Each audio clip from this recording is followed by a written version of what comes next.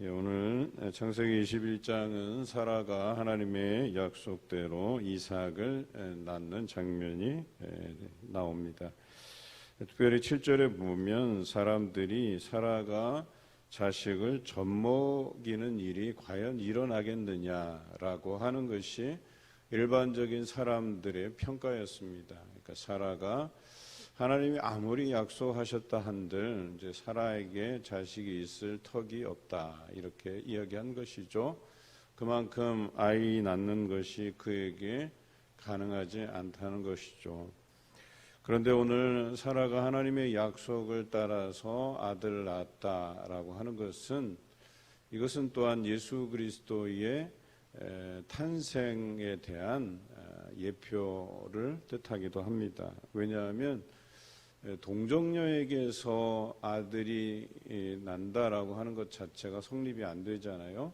그러니까 남자를 가까이 한 적이 없는데 임신을 하고 그 여자가 아이를 낳는다? 이게 우리의 인간적인 시각으로는 불가능한 것이죠. 그와 마찬가지로 사라가 아이를 낳는 것이 불가능한 것인데 그것을 가능케 하신 하나님이 나옵니다. 그래서 이 사건을 통해서 이후에 예수 그리스도께서 처녀의 몸에서 나신 것이 그들에게 믿어지고 또 이것이 처음 있는 일이 아니라는 것이죠. 즉 불가능한 일에서 가능한 일을 만드신 그 하나님께서 이 일도 가능하다 하신 것을 먼저 드러내시고 또 나중에 예수 그리스도의 탄생을 앞서서 그들에게 이러한 예표로 주신 사건이다 이렇게 보시면 될 것 같습니다. 특히 사라가 임신하고 노년에 아이를 낳기까지 하나님께서 사라를 돌보셨다 이 말씀이 중요해요. 21장 1절 그래서 사라를 돌보셨고 또 말씀하신 대로 사라에게 행하셨다라고 하는 것이죠. 사라가 그 기간 동안에 그가 받을 비난에 대해서도 하나님께서 염두에 두셨다는 거예요. 칠거지악이라는 표현이 있죠. 그래서 아이 못 낳는 것도 죄스러운 일이었단 말이에요. 우리나라도 그렇고. 그래서 이 아이 못 낳는 것에 대한 비난을 사라가 잘 감수하고 기다릴 수 있도록 그의 연약함을 도우셨다, 돌보셨다라고 하는 것입니다. 그저 단순하게 하나님께서는 약속하시고 그냥 방치해 두셨다가 어느 순간에 약속을 이루어 주시는 분이 아니라 그때까지 그를 안전하게 보호하시고 인도하시는 하나님이시다라고 하는 것을 잊지 마시기 바라요. 우리들도 마찬가지죠. 하나님께서 우리에게 약속하신 것이 우리를 웃게 하시는 하나님이시거든요. 우리에게 날마다 복 주시고 은혜 주시고 그래서 그것으로 인해서 우리의 삶에서 우리에게 웃음이 떠나가지 않도록 만드시는 분이 하나님이시다라고 하는 것이죠. 여러분 살아가면서 우리를 웃게 하시는 그 하나님을 여러분 그 이유가 뭘까? 바로 오늘 본문의 말씀에서 찾을 수가 있어요. 6절에 보면 사라가 이르되 하나님이 나를 웃게 하시니 듣는 자가 다 나와 함께 웃으리로다 그랬어요. 자신이 90세에 또 남편이 100세에 낳은 아들 그 이삭의 이름의 의미 자체가 웃음이라는 뜻이거든요. 그 아들의 이름을 이삭이라 한 이유가 자신에게 웃게 하셨다는 거죠. 사실은 아이 못 낳는 여자로서 웃을 일이 없었다는 거예요. 다른 사람이 생각할 때는 되게 단순하고 간단한 일 같지만 사라에게는 그게 간단한 일이 아니었거든요. 그리고 불가능한 상황에서 아들을 주신 것이 그에게 얼마나 감사하겠어요. 그가 평생 웃지 못하다가 그것으로 인해서 웃게 되었다는 거죠. 그런데 자신에게만 이런 웃게 되는 일이 일어나는 것이 아니라 그것을 듣는 자가 다 나와 함께 웃으리로다 이렇게 선언하고 있어요. 이것은 그때 당시 사라와 함께한 사람들에게만 적용되는 말씀이 아니에요. 이 말씀은 오늘 이 사건을 믿고 의지하고 붙들고 기도하는 모든 사람에게 자신과 같은 웃음이 있게 하시겠다고 하는 하나님의 약속이고 사라의 고백이다라고 하는 것이죠. 사라가 그렇게 애타게 간구하고 구하였던 것들이 응답되어지고 하나님께서 그에게 큰 웃음을 선사하신 것처럼 이 사건을 듣고 믿는 자들에게는 다 그와 같은 웃음이 있게 하시리라고 하는 사라의 고백이에요. 사라는 그것을 믿었어요.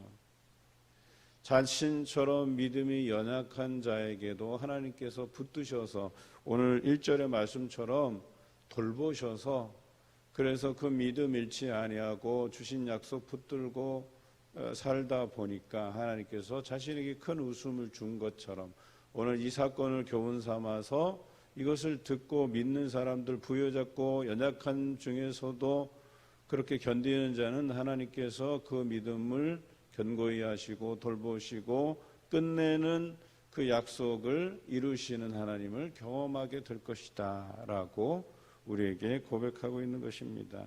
여러분 얼마나 감사한 일입니까? 그렇습니다. 이러한 일들이 우리에게 나타나리라 믿습니다. 우리가 그 일이 과연 이루어질까 라고 생각하는 그 어려움 속에서도 우리 하나님께서는 언약하신 것을 반드시 이루시는 분이세요. 여러분이 그 믿음 갖고 하나님 앞에 간구하면 오늘 사라와 같이 웃게 하시는 그 하나님을 경험하게 될 줄로 믿습니다. 중요한 것은 4절에 그 아들 이삭을 낳고 나서 하나님이 명하신 대로 8일 만에 할례를 행하였다. 그렇게 되어 있어요. 할례는 하나님의 백성임을 드러내는 행위 이렇게 볼 수 있죠. 그래서 유대인들은 할례를 매우 중요하게 생각했습니다. 그 이후에는 예수 그리스도 시대 이후로는 그것이 이제 더 이상 그들에게 중요한 의식이 아니라 예수 그리스도를 믿는 것이 곧 하나님을 믿는 것이다. 그래서 하나님께로 가기 위해서는 예수 그리스도 외에는 다른 이름을 우리에게 주신 일이 없다고 사도행전 4장 12절에 나와 있잖아요. 그런데 그전에는 할례라고 하는 행위가 하나님의 백성을 인증하는 중요한 제도였었어요. 그래서 그것이 하나님께서 명하신 것이고 그 명하신 대로 8일 만에 할례를 행하게 되죠. 이 아이는 하나님의 백성입니다. 하나님의 자녀로 키우겠습니다. 라고 하는 약속이죠. 사실은 우리 믿음의 부모들은 이러한 약속들을 하나님께 드리는 존재라는 걸 잊지 마시기 바라요. 여러분 자녀들 한 사람 한 사람도 허투루 주신 자녀가 없어요. 그래서 그 자녀에 대해서 우리가 책임감을 갖고 믿음을 가지고 살아가도록 권면하고 기도하는 것이 부모로서의 역할, 오늘 사라가 그 역할을 감당하고 있다라고 하는 것이죠. 그런데 사람들은 하나님께서 언약으로 주신 것들을 이루어 주시면 그냥 입 싹 닫고 감사하지도 않고 그 귀하게 약속하신 결실을 하나님 앞에 열매로 드려야 되는데 그 드리는 것을 거부하고 그냥 자신의 생각대로 임의대로 판단하고 자녀들을 양육할 때가 많아요. 차라리 그런 사람은 책임이라도 있죠. 그래도 자기가 어떻게 해보려고 하는. 그런데 그보다 더 악한 부모들도 많아요. 주신 선물을 함부로 대하고 학대하고 때리고 저주하고 욕설을 퍼붓고 심지어는 키워보지도 않고 못 키우겠다고 하고 아이들을 버려버리는 일들이 우리 주변에 비일비재하다라고 하는 것이죠. 여러분 너무나도 안타까워요. 하나님께서 주신 선물인데 그 선물을 그렇게 생명의 소중함을 알지도 못하고 그냥 내팽개쳐버리고 그냥 저주하고 학대하고 죽게 하고 과연 이건 짐승만도 못한 일 아니겠습니까?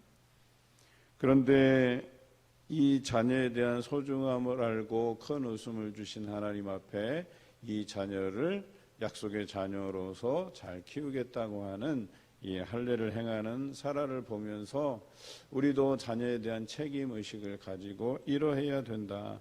정말 우리 자녀들이 하나님의 백성이 되기 위해서 날마다 기도해야 된다라고 하는 것이죠.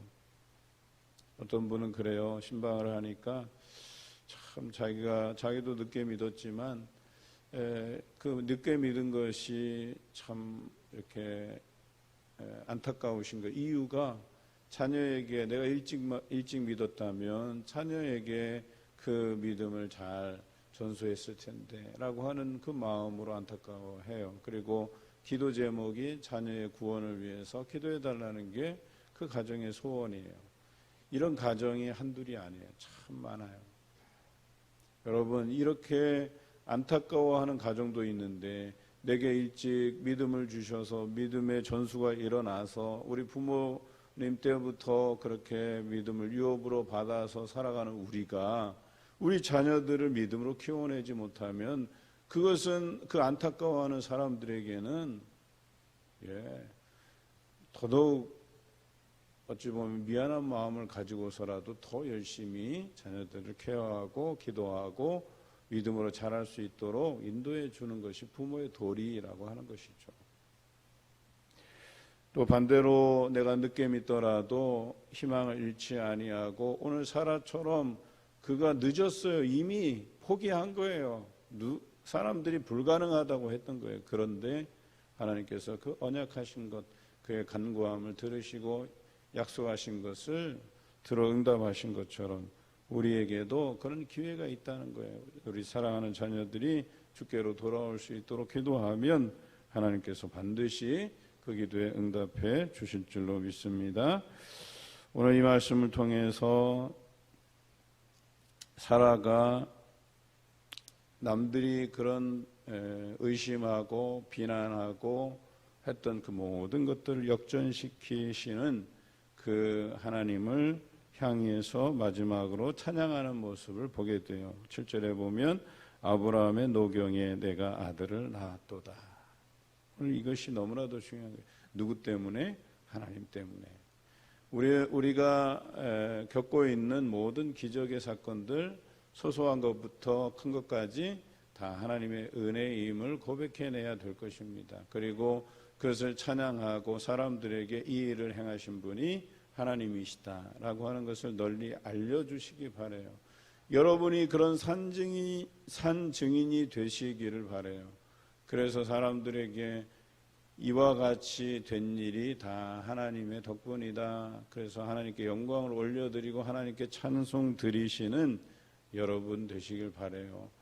여러분, 여러분에게 소중한 것을 하나님께서 경험케 하셨잖아요. 그런데 그 소중한 것을 당연한 듯이 받지 마세요. 하나님 앞에 감사함으로 받으세요. 날마다 찬양하시기 바라요. 내 남편, 내 아내, 내 가족, 내 친척, 내 이웃, 그들이 구원받음을 인하여서 내가 기뻐하고 즐거워하고 그 일들이 다른 사람들에게 긍정적인 영향을 미치고 그들도 불가능한 일일지라도 소망을 가지고 하나님께 기도할 수 있기를 바랍니다. 여러분, 믿음의 기도가 병든 자도 고치고 의인의 간구하는 힘이 크다고 성경은 분명히 기록하고 있어요.